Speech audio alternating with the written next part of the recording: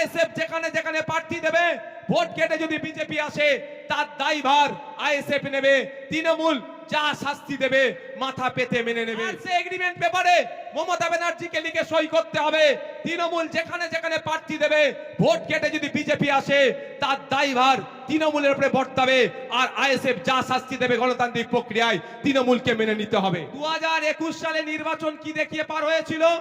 BJP বলেছিল SIR করে তাড়িয়ে দেবো, এই বিজেপি বলেছে এনআরসি সিএ করে তাড়িয়ে দেবো, আর মমতা ব্যানার্জির দলেরা কি বলেছিল? যে তাড়াতে পারবে না, আমরা আছি। এখনো বলুন, এই 2026-এ নির্বাচন আসছে, এসআইআর করে ভোটাধিকার কেড়ে নেবো গল্প শোনাচ্ছে শুভেন্দু অধিকারী, আর মমতা ব্যানার্জি ফিক ফিক করে এসে বলছে আমি থাকতে এসআইআর হতে দেব না, অলরেডি কাগজ নিয়ে আপনাকে আমাকে ছুটাছুটি করতে হচ্ছে, আমার নামও নোটিশ এসে গিয়েছে। নোবেল জয়ী বিখ্যাত মানুষ অমর্ত্য সেন স্যারের নামেও অপদার্থ কমিশন নোটিশ পাঠিয়েছে এই বিজেপি তৃণমূলের পাল্লাই পড়ে। শুধু তাই নয়, স্বাধীনতা সংগ্রামী, মুক্তিযোদ্ধা, বীর, ভারতবর্ষের অন্যতম শ্রেষ্ঠ আইকনিক ব্যক্তি, তার নাম নেতাজি সুভাষচন্দ্র বোস, নেতাজি সুভাষচন্দ্র স্যারের পরিবারকেও এই নোটিশ পাঠিয়েছে। তাই আপনাদের বলবো 2026-এর বৈতরণী পার করার জন্য তৃণমূল আর বিজেপি এসআইআর নামক এই সমস্যাটার অবতরণ করেছে। তাই আপনাদের বলবো এই সমস্যাতে অহেতুক হয়রানি করার চেষ্টা হচ্ছে, তবে আপনি আতঙ্কিত হবেন না। দিন দেওয়ানে বলেছিলাম স্বচ্ছ এসআইআর করলে সহযোগিতা করব, আজকেও বলছি স্বচ্ছ এসআইআর মিন্স ভোটার লিস্ট স্বচ্ছ হোক, মৃত ভোটারের নাম বাদ যাবে, একাধিক জায়গায় ভোটার লিস্টে নাম উঠেছে বাদ যাবে, যার অস্তিত্ব নেই সেই ভোটারের নাম বাদ যাবে, প্রয়োজনে আমরা সহযোগিতা করব। কিন্তু স্বচ্ছতার নামে নির্বাচন কমিশন যে অহেতুক হয়রানি করছে এর জবাব দেওয়ার জন্য প্রশ্ন করেছিলাম আমরা নির্বাচন কমিশনে। শুধু তাই নয়, আপনাদের এই নওশাদ সিদ্দিকী কামচিহ্ন নেতা সুপ্রিম কোর্টে গিয়ে আপনাদের জন্য মামলা করেছে। আপনাদের বলে রাখি, দুটো কাজ এই মুহূর্তে মমতা ব্যানার্জি যদি করে, দুটো কাজ যদি এই মুহূর্তে মমতা ব্যানার্জি করে, হয়রানিও বন্ধ হবে, আতঙ্কিত হবেন না। দুটো কাজ কি কি বলে দিচ্ছি, শর্ট টাইম, আমি বেশিক্ষণ বলবো না, বলেছি আপনাদের। প্রথম কাজ হচ্ছে ওয়াল পার্টি মিটিং ডাকা।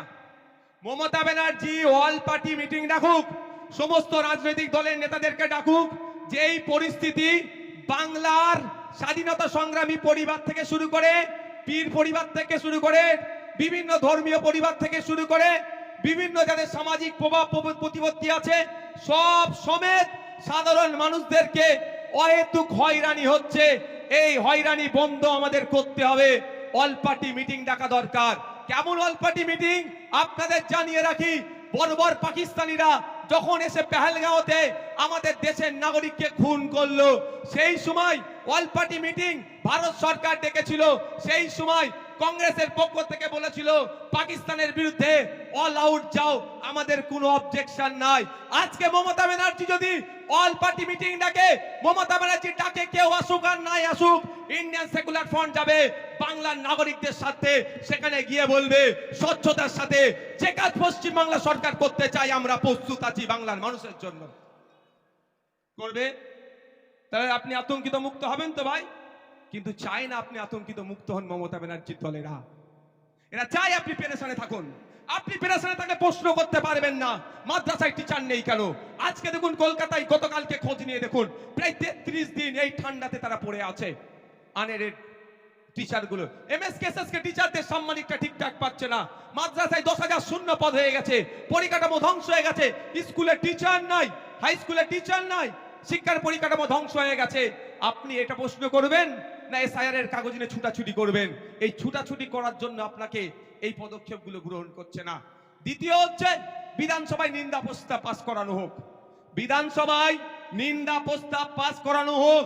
যেভাবে অহেতুক হয়রানি করা হচ্ছে এটা অত্যন্ত নিন্দাজনক কাজ, সেখানে নিন্দা প্রস্তাব পাস করানো হোক। সেই নিন্দা প্রস্তাবের কপিটা ইলেকশন কমিশন অফ ইন্ডিয়াকে দিক, আর যে সরকার একটা মামলা করুক সেই মামলাতে কপিটা অ্যাটাচ করে দিক।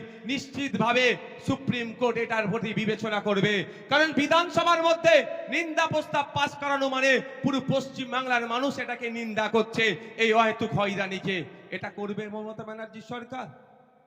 আওয়াজ দিন একটু। কেন করবে না? পেরেশান তো হচ্ছে দলিত, সব থেকে বেশি পেরেশানি হচ্ছে মুসলমান, তারপরে দলিত, তারপরে আদিবাসী। তাই মুসলমানকে তো বড় মানুষ মনে করে না, শুধু ভোটার মনে করে, আর ক্যাপটিভ ভোট ব্যাংক হিসাবে রাখতে চায়। তাই আপনাদের বলবো, দিকে দিকে আওয়াজ তুলতে হবে, বলতে হবে, ইমিডিয়েট পশ্চিমবাংলা সরকারকে এ দুটো কাজ করা দরকার। এক, অল পার্টি মিটিং ডাকা, দ্বিতীয় হচ্ছে বিধানসভায় নিন্দা প্রস্তাব পাস করানো। এরপরও আপনাদের বলছি, আমার উপরে কেন এদের রাগ বুঝতে পেরেছেন? ৭৭টাকে নিয়ে কিছু নয়, নওশাদকেই হারাতে হবে। কারণ আমি তো এদের পয়েন্টে পয়েন্টে এদের ভুলগুলো ধরিয়ে দিই, ওই জন্য ওদের জয়েন্টে জয়েন্টে ব্যথাটা করে যায়। আমি তো বলছি আপনাকে, দেখবেন যাদের বাড়ি ফর্ম গেছে, ফর্মের সাথে আর একটা এক্সট্রা, এই হিয়ারিং এর নোটিশ গেছে, হিয়ারিং এর নোটিশের সাথে আর একটা কাগজ গিয়েছে।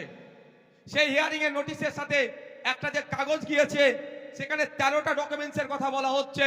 যাদেরকে হিয়ারিং এ ডাকা হচ্ছে, এই 13টা ডকুমেন্টসের মধ্যে কোনো একটা ডকুমেন্ট সাবমিট করলে তার হিয়ারিংটা সে পজিটিভ হয়ে যাবে, অর্থাৎ তার অসুবিধা হবে না। এটা বলছো তো?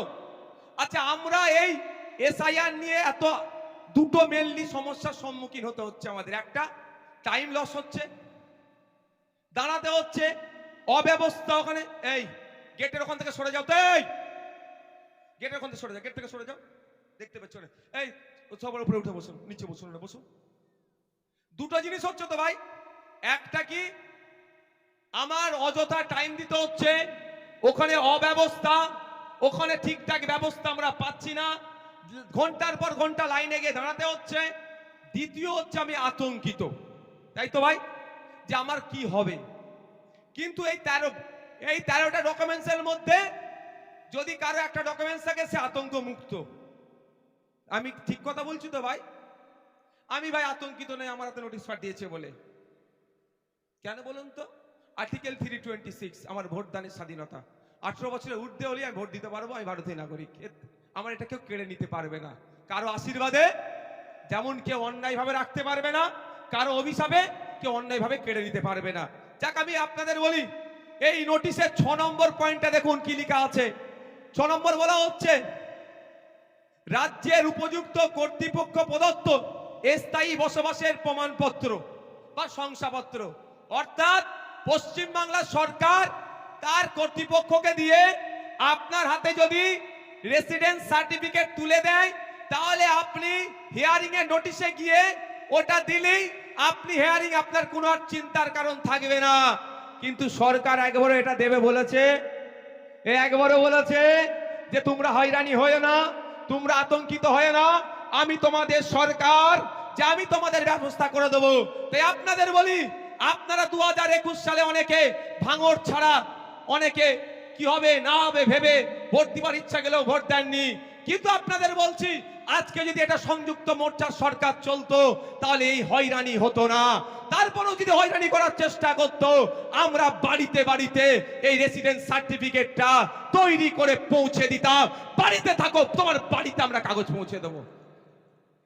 রাজ্য সরকার চাইলে যেভাবে দুয়ারে সরকার করছে, সেরকম বাড়িতে সরকার পৌঁছে দিতে পারতো, খামে ভরে, এনাও তোমার রেসিডেন্স সার্টিফিকেট, যাও তুমি গিয়ে হিয়ারিং এর টেবিলে দাও, তোমার হিয়ারিং পাস হয়ে যাবে, তোমার ভয় নেই। এটা করেছে রাজ্য সরকার, এটা জানতে হবে। আমি প্রথমেই বলি, শুভেন্দু অধিকারী আমাকে আপনাকে ভোটাধিকার কেড়ে নেওয়ার চক্রান্ত করছে। চক্রান্ত করলে চক্রান্তের জবাব দিতে হবে তো। কেউ যদি বুনোহল হয়, তাহলে বাঘা তেঁতুল হতে হবে তো ভাই।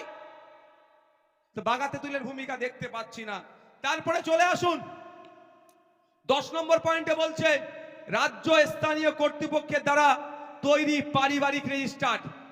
রাজ্য বা স্থানীয় কর্তৃপক্ষের দ্বারা তৈরি পারিবারিক রেজিস্টার 2011 সালে আইসিডিএস কর্মীদের দিয়ে তথ্য তোলা হয়েছিল, এই পারিবারিক রেজিস্টার সেখানে আছে। এই তথ্যটা উঠে প্রথমে গিয়েছিল পঞ্চায়েতে, পঞ্চায়েত থেকে রাজ্যে গিয়েছিল। তাল আপনারা বলুন, এই তথ্যটা অলরেডি প্রতিটা পঞ্চায়েতে আছে। এই 10 নম্বর পয়েন্টটা যেটা চেয়েছে, এর উত্তর, অর্থাৎ এই যে কাগজ চেয়েছে, এই কাগজটা প্রতিটা পঞ্চায়েতে আছে। রাজ্য সরকার 2023 পঞ্চায়েত নির্বাচনে একচ্ছত্র ভোট লুট করেছে। সেই ভোট লুট করতে গিয়ে আমরা আমাদের ভাঙড়ের 3 ভাইকে হারিয়েছি, শহীদ মহিউদ্দিন, শহীদ হাসান, শহীদ রেজাউল গাজী, 3 জনকে হারিয়েছি। শুধু নয়, সারা রাজ্যে আমাদের কর্মীদের উপর অত্যাচার করে তারা অবৈধ পন্থা অবলম্বন করে আজকে তারা পঞ্চায়েতের ক্ষমতায় বসে আছে, পঞ্চায়েত চালাচ্ছে। সেই পঞ্চায়েতের মাধ্যমেই যদি প্রতিটা বাড়িতে বাড়িতে এই তথ্যটা 10 নম্বর যে পয়েন্ট আছে পারিবারিক রেজিস্টার যদি পৌঁছে দেয়, ওটা নিয়ে আপনি যখনই হিয়ারিং এর টেবিলে যাবেন আপনাকে অফিসার আর কিছু দ্বিতীয় প্রশ্ন করার সুযোগ পাবে না, ওটা জমা দেবেন। জমা দেওয়ার পরে আপনার হিয়ারিং কমপ্লিট হয়ে যাবে। তাহলে আতঙ্ক মুক্ত হবে না ভাই? রাজ্য সরকার চাইলে আপনার আতঙ্ক মুক্ত করতে পারে এই দুটো ডকুমেন্টস দিয়ে, কিন্তু রাজ্য সরকার তো আতঙ্ক মুক্ত চাইছে না। যদি আতঙ্ক মুক্ত চাইতো, কুরআন শরীফকে নিয়ে যে অসীম সরকার কুভাষায় কথা বলেছে তাকে ধরে এতক্ষণ জেলের মধ্যে রাখতো, পুলিশ সুমোটো করতো, তার বিরুদ্ধে ব্যবস্থা নিয়ে এত দূরের কথা প্রায় 900 মতো অভিযোগ জমা পড়েছে, এখনো একটাও এফআইআর হিসাবে ট্রিট করেনি এই রাজ্য সরকার। তারপরে বোঝা যাচ্ছে আপনাকে আমাকে কি নজরে দেখে। তবে রাজ্য সরকার এফআইআর হিসাবে ট্রিট করেনি বলে ভাঙড়ের বিধায়ক নওশাদ সিদ্দিকী চুপ থাকবে না। আমি কোর্টে যাচ্ছি 136 সাবকুলা 156 সাবকুলাস 3 দিয়ে আমি কোর্ট থেকে মামলা করছি অসীম সরকারের বিরুদ্ধে। কিন্তু প্রশ্ন এটা, আপনারা বাংলার মানুষ, সংখ্যাগরিষ্ঠ মানুষ ভোট দিয়ে সরকার তৈরি করলো, আবার সংখ্যাগরিষ্ঠ মানুষকে রাস্তায় নামতে হবে কেন আমার এসআইআর এর বাঁচানোর জন্য? তাহলে সরকারের কাজটা কি? আমি সরকার তৈরি করেছি, আমার বিপদে আপদে, আমার সুবিধা অসুবিধাতে আমার পাশে থাকবে, তার পরিবর্তে আমাকে আরো ঠেলে দিচ্ছে বিপদের দিকে।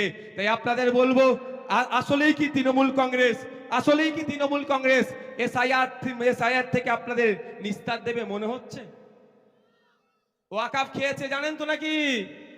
ওয়াকাফটা যেমন আমি আছি হবে না, আমি থাকতে হবে না, আমি থাকতে হবে না, আমি থাকতে হবে না, টুক করে রাত্রে কি বললো?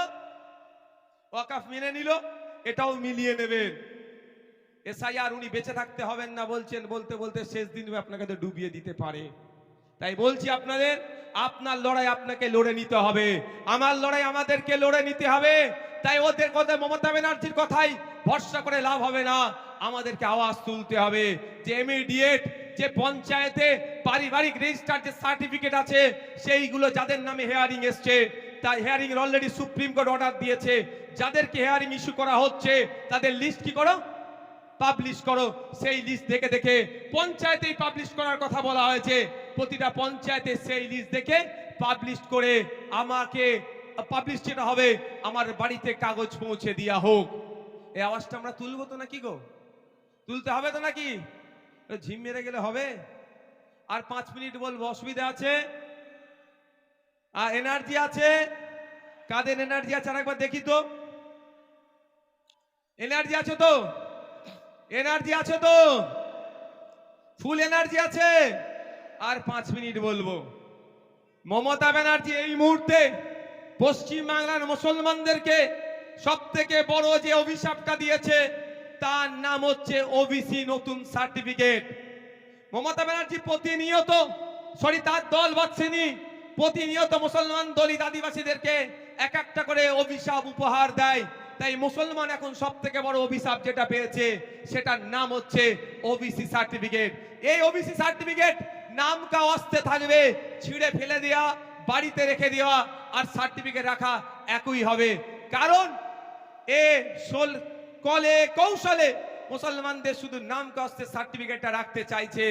যেভাবে মেসিকে দেখতে আসলো, টিকিট কাটলো, বাড়িতে ঢুকলো, তারপরে কি হলো, আপনার স্টেডিয়ামে ঢুকলো, মেসিকে দেখতে পেল না।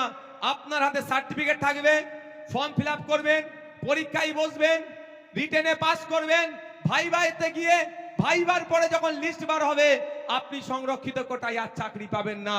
এই গ্যাড়াকলটা মমতা ব্যানার্জি সরকার করেছে, তৃণমূলের সরকার করেছে। তাই আপনাদের বলবো এর বিরুদ্ধে আমাদের লড়াই করতে হবে। আমাদের লড়াই ফেক এসটি সার্টিফিকেটের বিরুদ্ধে। প্রকৃত যিনি দলিত সে চাকরি পাচ্ছে না, প্রকৃত যিনি আদিবাসী সে চাকরি পাচ্ছে না, প্রকৃত যে অনগ্রসর শ্রেণীর মুসলমান সে চাকরি পাচ্ছে না। এর বিরুদ্ধে আমাদের লড়াই। যারা প্রকৃত অর্থে চাকরির প্রয়োজন, উচ্চশিক্ষায় সংরক্ষণের প্রয়োজন, তাদেরকে ক্ষমতায় নিয়ে আসতে হবে। তাই আপনাদের বার্তা দিচ্ছি, আপনারা যদি আমাদের সুযোগ দেন আমরা নিয়ে আসবো। তবে একটা কথা বলি, মমতা ব্যানার্জির বিশ্বাস হচ্ছে না আমার তিনি এসআইআর এর বিরুদ্ধে সত্যিকারের লড়াই করবেন। বাসন্তীতে হেয়ারিং এর পরে আপনার রিসিভ দিচ্ছিল না, আমাদের কর্মীরা গিয়ে আন্দোলন করে রিসিভ যখন দেওয়ালো তার কিছুক্ষণের মধ্যে পুলিশকে পাঠিয়ে তৃণমূলের নেতা এসে আমাদের কর্মীদের ওখান থেকে সরিয়ে দিল। এটা মানে কি? রিসিভ দেওয়া তো ভালো কথা, তারপরে খবর পেলাম আর রিসিভ দিচ্ছে না। তাহলে এই যে চক্রান্ত বিজেপি করছে, সেই চক্রান্তের সাথে কিন্তু তৃণমূলও একইভাবে যুক্ত আছে। তাই এই চক্রান্তের জবাব আমাদেরকে গণতান্ত্রিক প্রক্রিয়া দিতে হবে। গতকালকে দেখছিলাম সিপিএম এর এক সিনিয়র লিডারের মেরে মুখটুক ফাটিয়ে দিয়েছে। অভিযোগটা কি? তার অপরাধটা কি? যে এসআইআর এর নামে যে অহেতুক নাগরিক হয়রানি হচ্ছে, এর বন্ধের জন্য ডেপুটেশন দিতে গিয়েছিল। তাহলে নাগরিক হয়রানি বন্ধের জন্য ডেপুটেশন দিলে যদি অহেতুক পেরেশানি করে, এই তৃণমূল যদি আক্রমণ করে, প্রকৃত অর্থে তৃণমূল কি এর বিরুদ্ধে আছে? আজকের প্রোগ্রাম আমরা এবার একদম শেষের দিকে এসেছি, আমরা শেষ করব। শেষ করতে হওয়ার আগে আপনারা আস্তে আস্তে বিদায় নেন, যেতে যেতে মাইকের আওয়াজ পাবেন।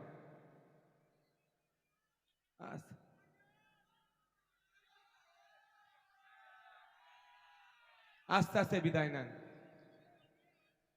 যেতে যেতে আমি তিনটে কথা বলবো, আপনারা মাথায় রাখতে রাখতে যাবেন।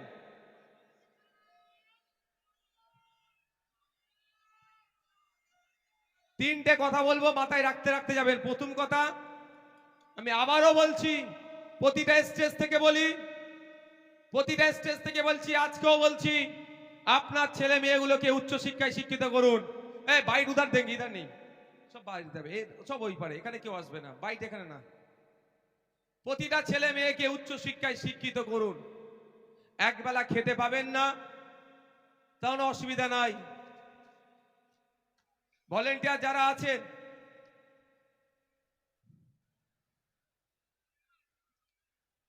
উচ্চশিক্ষায় শিক্ষিত করুন। দ্বিতীয় কথা, ভাই শুনো না, এর মধ্যে কোনো ইন্টারভিউ দেবো না দাদা আমার। দ্বিতীয় কথা, রাজনৈতিক সৌজন্যতা বজায় রাখবেন। রাজনীতির জন্য মারামারি হানাহানিতে জড়াবেন না। তৃতীয় কথা, ল অ্যান্ড অর্ডার হাতে তুলে নেবেন না। Law and order situation create হোক, এই কাজ করবেন না। প্রশাসনকে আপনারা সহযোগিতা করবেন। আর একটা কথা বলবো, আপনারা কি শুনতে প্রস্তুত আছেন? একটু হাত তুলুন তো যারা শুনবেন। একটা চ্যালেঞ্জ এখান থেকে দিয়ে রাখছি, তৃণমূলের বন্ধুরা আইএসএফ এর সাথে রাজনৈতিক ভাবে পেরে উঠতে পারছে না। আইএসএফ এর বিশ্বজিৎ দা, শামসুর আলী মল্লিক, তাপস দা, নাসিরউদ্দিন মীর সাহেব থেকে শুরু করে, লক্ষ্মীকান্ত হাসদা থেকে শুরু করে, কুতুব ভাই থেকে শুরু করে, আর জামির ভাই থেকে শুরু করে, সাবির দা থেকে শুরু করে, যে নেতৃত্ব আছে এবং বুথ লেভেল পর্যন্ত যে নেতৃত্বরা আছে, তাদের সাথে যুক্তি তর্কে পেরে উঠতে পারছে না। তারা বলছে যে ভোট কেটে নাকি বিজেপির সুবিধা হবে। আজকের এই শহীদ মিনার ময়দান থেকে তৃণমূলের সুপ্রিমোকে চ্যালেঞ্জ দিচ্ছি, একটা এগ্রিমেন্ট হোক, যে এগ্রিমেন্টে পীরজাদা আব্বাস সিদ্দিকী আইএসএফ এর প্রতিষ্ঠাতা সই করবে, আর তৃণমূলের প্রতিষ্ঠাতা সম্মানীয় মাননীয় মমতা ব্যানার্জি সই করবেন। সেখানে আব্বাস ভাইজান লিখবেন, আইএসএফ যেখানে যেখানে প্রার্থী দেবে, ভোট কেটে যদি বিজেপি আসে তার দায়ভার আইএসএফ নেবে, তৃণমূল যা শাস্তি দেবে মাথা পেতে মেনে নেবে। আর সে এগ্রিমেন্ট পেপারে মমতা ব্যানার্জিকে লিখে সই করতে হবে, তৃণমূল যেখানে যেখানে প্রার্থী দেবে, ভোট কেটে যদি বিজেপি আসে তার দায়ভার তৃণমূলের উপরে বর্তাবে, আর আইএসএফ যা শাস্তি দেবে গণতান্ত্রিক প্রক্রিয়ায় তৃণমূলকে মেনে নিতে হবে। এই চ্যালেঞ্জটা আজকে শহীদ মিনার ময়দান থেকে দিয়ে রাখলাম। তাহলে বোঝা যাবে বিজেপিকে আটকানোর জন্য কে কারা ফোরফ্রন্টে এসে এগিয়ে এসে লড়াই করছে। আমরা আদর্শগত বিজেপি এবং আরএসএস এর বিরুদ্ধে আমাদের পূর্বেকার বক্তা শ্রদ্ধেয় সম্মানীয় বাবা সাহেব আম্বেদকরের নাতি যে কথা বলেছেন, একদম আমরা আদর্শগতভাবে বিজেপি আরএসএস এর বিরুদ্ধে গণতান্ত্রিক প্রক্রিয়া আমরা লড়াই সংগ্রাম জারি রাখবো। কিন্তু বাংলাতে এই বিজেপিকে যারা জায়গা করে দিচ্ছে, যেই তৃণমূল ফ্রন্টে নিয়ে এসে লড়াই করছে, তাদের বিরুদ্ধেও কোনো অংশে লড়াই জারি কম আমরা রাখবো না। ধন্যবাদ সকলকে। আস্তে আস্তে বিদায় নিন আপনারা। অনুরোধ করব, যেভাবে শৃঙ্খলার সাথে আপনারা এসেছেন একইভাবে শৃঙ্খলার সাথে আপনারা যাবেন। প্রশাসনের বন্ধুরা আপনাদেরকে যেভাবে আসার পথে সহযোগিতা করেছে, যাওয়ার পথে ট্রাফিক থেকে সমস্ত বিষয় সহযোগিতা করবে, তাদের দেখানো ট্রাফিক যারা তারা যা মেনটেন করছে যেভাবে, সেই রকম ভাবে আপনারা যাবেন। আমি ধন্যবাদ জানাই আজকের এই মহতি অধিকার মহাসভায় যারা উপস্থিত হয়েছেন তাদের প্রত্যেককে ধন্যবাদ জানাই। এই মাঠটা আর্মিদের কর্তৃপক্ষকে যারা আমাদেরকে ব্যবহারের জন্য দিয়েছে ধন্যবাদ জানাই। কলকাতা পুলিশের এবং রাজ্য প্রশাসনকে যারা আমাদেরকে, তারা ল অ্যান্ড অর্ডার যারা দেখে, তারা আমাদেরকে সহযোগিতা করেছে ধন্যবাদ জানাই। আমাদের রাজ্য কমিটির নেতৃত্ব, জেলা কমিটির নেতৃত্ব, অঞ্চল কমিটির নেতৃত্ব, বিভিন্ন স্তরের নেতৃত্ব, যাদের উদ্যোগে আজকে এই মহাসমাবেশ সাফল্যের চূড়ান্ত পর্যায়ে পৌঁছাতে সহযোগিতা পেয়েছে ধন্যবাদ জানাই। আজকের এই প্রোগ্রামের অন্যতম প্রধান অতিথি শ্রদ্ধেয় সম্মানীয় বাবা সাহেব আম্বেদকরের তৃতীয় প্রজন্ম, আমাদের সকলের ভালোবাসার শ্রদ্ধেয়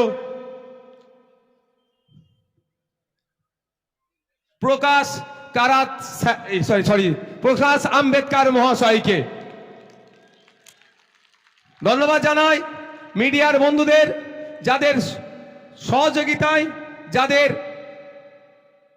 দেখানো ভিডিওতে শুধু এই কলকাতা নয়, জেলার গণ্ডি ছড়িয়ে আন্তর্জাতিক স্তরেও আমাদের এই প্রোগ্রামের কর্মসূচি পৌঁছাতে সহযোগিতা করবে। তাই বন্ধুগণ যারা এসেছেন তাদেরকে বলবো না, এর ভেতরে কেউ ঢুকবেন না, তাদেরকে বলবো আস্তে আস্তে আপনারা এখান থেকে বিদায় নিন। এখানে আমাদের মিডিয়ার বন্ধুরা হয়তো কিছু কোশ্চেন করতে পারে। আচ্ছা, আরো ধন্যবাদ জানাই ভাঙড় থেকে আমাদের যারা পঞ্চায়েত নির্বাচনে আমাদের ভাইরা আমাদের দলের জন্য জীবন উৎসর্গ করেছে, সেই পরিবারের লোকজন এসছে ধন্যবাদ জানাই। আফরাজুলের নাম আপনারা সবাই শুনেছেন, গুজরাটে কিভাবে রাজস্থানে কিভাবে তারপরে নৃশংস হত্যা করে তাকে খুন করেছিল, তার পরিবারের আছে। আমি সত্যি একটা কথা আপনাদের বলি, রাজ্য সরকার চলছে না, এটা সরকার নয়, এটা সার্কাস চলছে। ৬,০০০ টাকার মাইনে নাকি সরকারি কর্মচারী, আজকে ডেটে সরকারি কর্মচারী ৬,০০০ টাকার মাইনে আছে। আমার আফরাজুলের মেয়েকে দিয়ে করাচ্ছে, মানে বুঝতে পারছেন কি দ্বিচারিতা করছে। তাই আপনাদের বলবো যে আমাদেরকে সজাগ সতর্ক হতে হবে, আগামী দিনের জন্য তৈরি হতে হবে। আর পরিশেষে এটা কথাও রাজ্য প্রশাসনের কাছে এখানে আইবি এসবির মাধ্যমে পৌঁছে দিতে চাই। দেখুন, আমরা গান্ধীজির অহিংসার পথকে অবলম্বন করি, মানে এ নয় যে নেতাজি সুভাষচন্দ্র বোসকে আমরা ভুলে গেছি, এটাও আপনাদের কিন্তু মাথায় রাখবেন। আমরা শান্তির পক্ষে ছিলাম, আগামী দিনেও থাকবো। আর আমরা অপোজিট সাইড থেকেও সেই সৌজন্যতার আশা করব। অন্যথায় গণতান্ত্রিক প্রক্রিয়াতে সেলফ ডিফেন্স বলেও একটা কথা আছে, এটাকে বৈধতা দিয়ে আছে সেলফ ডিফেন্স। তো সেলফ ডিফেন্সেও না আমাদেরকে চলে যেতে হয়, সেটাও মাথায় রাখবেন। আশা করব আমরা গণতন্ত্রকে মান্যতা দিয়ে মানুষের মতামতকে পাথেয় করে আমরা আগামী দিনের জন্য এগিয়ে যাব।